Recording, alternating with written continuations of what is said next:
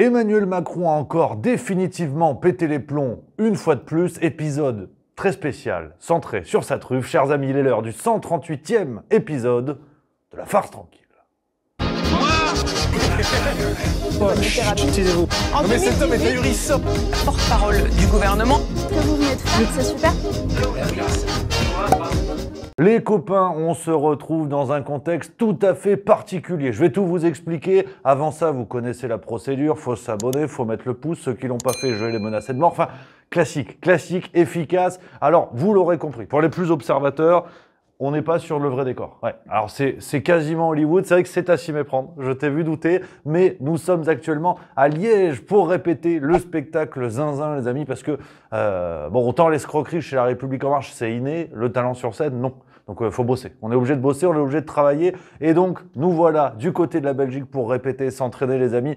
Cette même Belgique dans laquelle nous serons et ce même Liège dans lequel nous serons le 27 et 28 juin. D'ailleurs, les amis du côté du théâtre de la Comédie en Île, n'hésitez pas à prendre vos places, vous êtes déjà nombreux. C'est la Zinzin International Corporation. Là, il y a du monde en Suisse on est complet, en Belgique, il y a déjà du monde. C'est complètement fou, les amis. Surprise pour les amis parisiens. Ça, c'est en France. Voilà, là, faut pas se planter. On a une nouvelle date qui vient de tomber. Ce sera le 12 juin dans le 11e arrondissement. On a déjà vendu près de la moitié des places. Une salle de 200 places. C'est complètement fou. Donc, bref, tous les liens sont en description, les amis, pour suivre la tournée Zinzin. Il y en a d'autres qui vont tomber. Et justement, on a une surprise pour vous pour être informé de toutes les nouvelles dates qui vont tomber en fonction de où vous habitez. Édouard a développé quelque chose d'incroyable, de techniquement imparable, la carte de France avec les zones, plus Belgique-Suisse. Vous vous inscrivez, vous dites où vous habitez, et à chaque nouvelle date qui arrive, vous recevez automatiquement un mail pour prendre vos places. Elle est pas belle la salade ?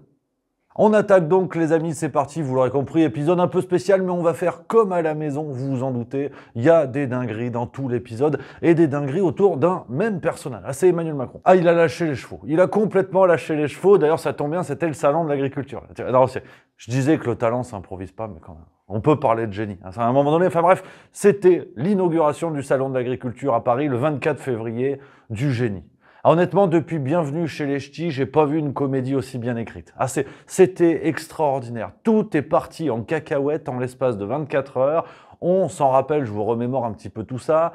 Il y avait au départ un grand débat. Il avait installé 200 chaises pour parler en fait et répondre aux questions qu'il allait se poser face à des gens qui n'avaient rien à dire. Et d'ailleurs, on leur demandait pas ce qu'ils avaient à dire. C'était pratique et forcément, ça l'a pas fait. Parce que les agriculteurs, bon, on leur a mis à l'envers. Hein. Il y a un mois, rappelez-vous, le gouvernement leur avait dit « Ouais, non, d'accord, on va accéder à vos demandes. » Bon, ils sont rentrés chez eux, mais c'est le seul truc qu'ils ont obtenu. C'est retour à la case départ. Donc, ils ont dit « On nous a peut-être pris pour des truffes, on va y retourner. » Et Macron n'est pas le bienvenu au salon. Alors, il a quand même forcé le truc. Mais il a été obligé d'annuler son grand discours tout seul face à lui-même pour répondre à ses propres questions. Et il est quand même venu. Il est quand même venu, le bougre. Alors, c'était le déplacement de Palpatine avec les Stormtroopers. Ah, je te le dis, il a quadrillé des coins du salon pour qu'il y ait des belles images à la caméra.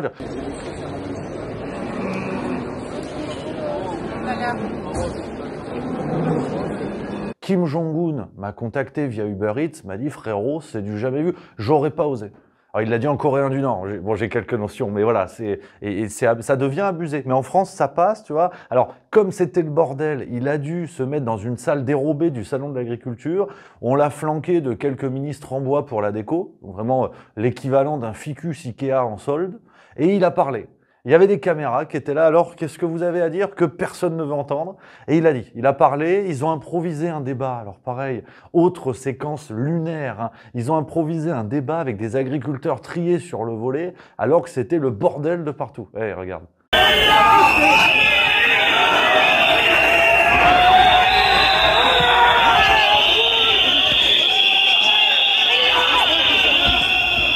Après, Macron a fait du Macron. Hein, c'est-à-dire, tu ne demandes pas à Gilbert Montagnier de gagner un concours de fléchettes. Il a fait ce qu'il sait faire de mieux, tentative de retournement de l'opinion, il a dit, hein, je le dis pour tous les agriculteurs, vous n'aidez aucun de vos collègues. Et je le dis pour tous les agriculteurs, vous n'aidez aucun de vos collègues en cassant des stands, vous n'aidez aucun de vos collègues en rendant le salon impossible.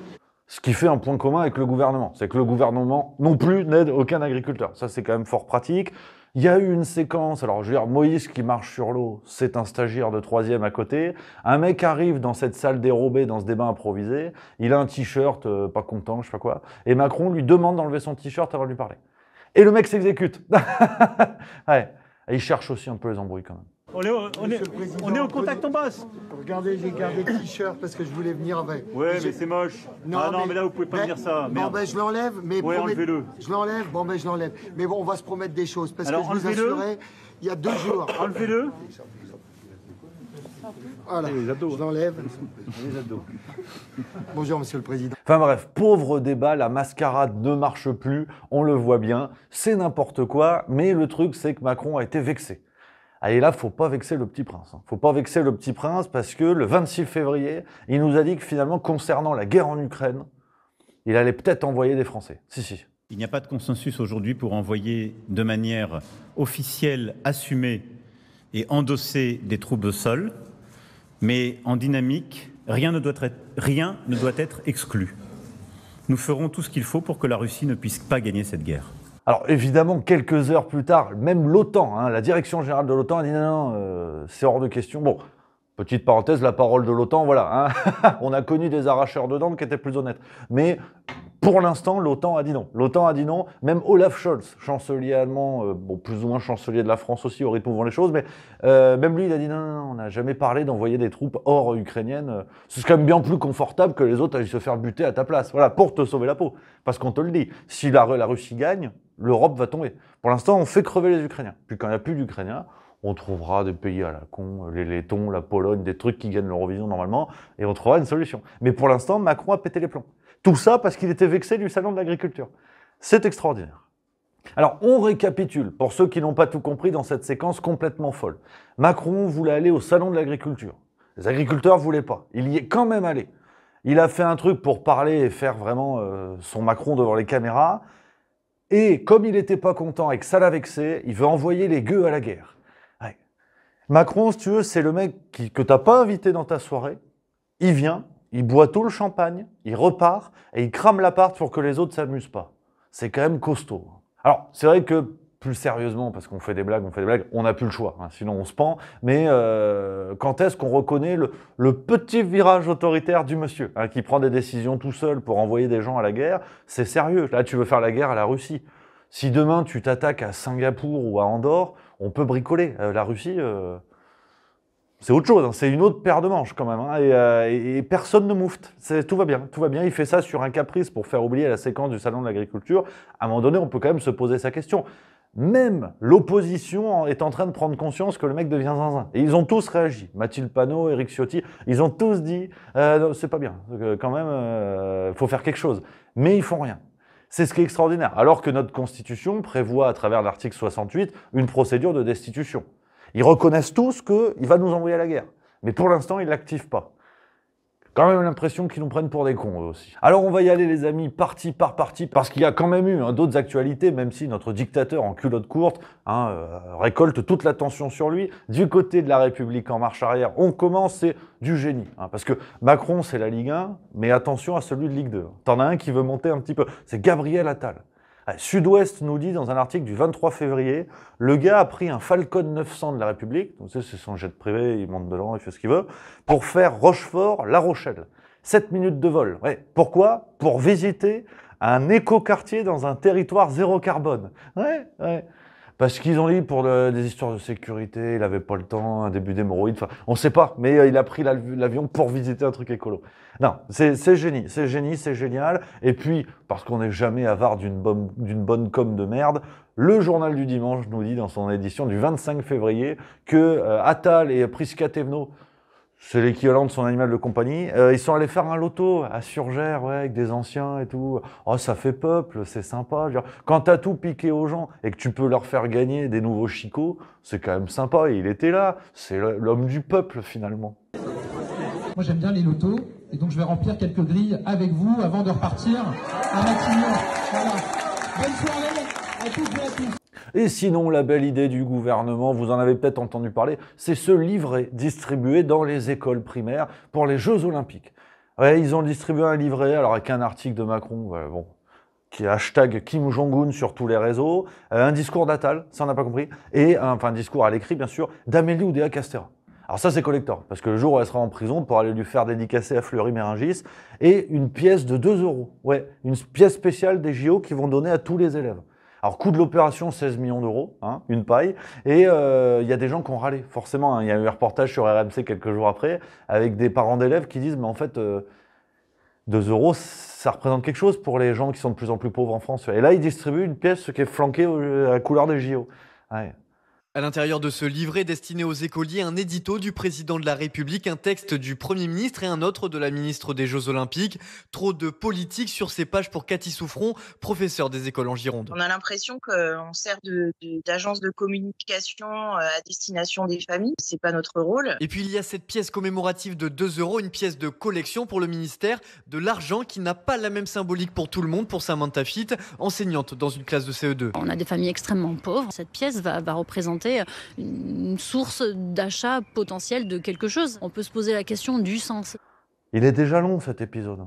Sinon, du côté du Rassemblement national, on ne fait que le répéter, il se normalise à vitesse grand V. Ça va peut-être trop vite, ça commence à se voir parce que Jordan Bardella, et c'est le canard enchaîné du 21 février qui le révèle, a été invité dans un grand déjeuner très sélect, je cite, par la Grande Loge nationale de France. Oui, les francs-maçons, les francs-maçons. Alors pareil, moi je ne suis pas complotiste, donc je vous dis ce qui sort dans la presse. Il y est peut-être allé parce qu'il cuisine bien, j'en sais rien, c'est peut-être un fin gourmet Bardella. Mais en attendant, c'est fou, hein. À chaque fois que tu as des gars qui montent bien au pouvoir, hop, ça va bricoler la maçonnerie. Et là, je te parle pas de nos amis portugais. Et sinon, du côté des écolos, alors celle-là, c'est la plus attendue, c'est l'éclair de lucidité de Sandrine Rousseau. Ah, tout arrive sans même aller à Lourdes. Sur Europe 1, le 24 février, elle nous a dit... Alors, oui, pour la parenthèse, on passera sur le fait que Sandrine Rousseau était sur Europe 1. Oui, parce que tous les gens de gauche, rappelez-vous, à un moment donné, ils ont dit « Oui, il faut boycotter l'Empire Bolloré, la fascisation des médias, le retour de Mussolini, nouvel album d'Enrico Macias. » Enfin bref, ils nous avaient promis le pire du pire, mais ils y vont quand même. Parce que sinon, on les entend plus. Donc ce serait quand même con de se priver. Bref, elle était sur Europe 1 et elle a dit « Nous devons absolument fermer nos frontières à des produits d'importation de merde. » Nous devons absolument fermer nos frontières à des produits d'importation qui sont des produits de merde. Donc voilà, l'héritage de cette gauche politique qui a prôné la libre ouverture des frontières depuis des décennies, que ce soit pour les personnes, les capitaux et donc les marchandises, et qui aujourd'hui te dit non, en fait, oups, peut-être qu'on s'est trompé, mais tout ça en continuant de soutenir et rester dans l'UE, qui elle prône l'accélération de l'ouverture des frontières justement.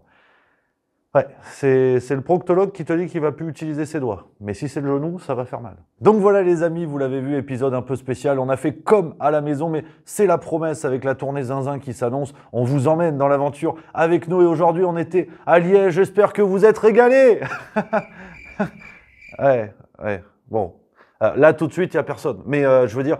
Voilà, l'idée c'est que vous veniez parce que les dates vont commencer en mai. On compte sur vous, lien en description. Les amis, en attendant, vous connaissez la maison, vous pouvez vous abonner à la chaîne YouTube de Juste Milieu, sinon le reste c'est con, et regarder les anciennes vidéos. On se retrouve très bientôt en vrai, en vidéo, de partout. Je vous embrasse.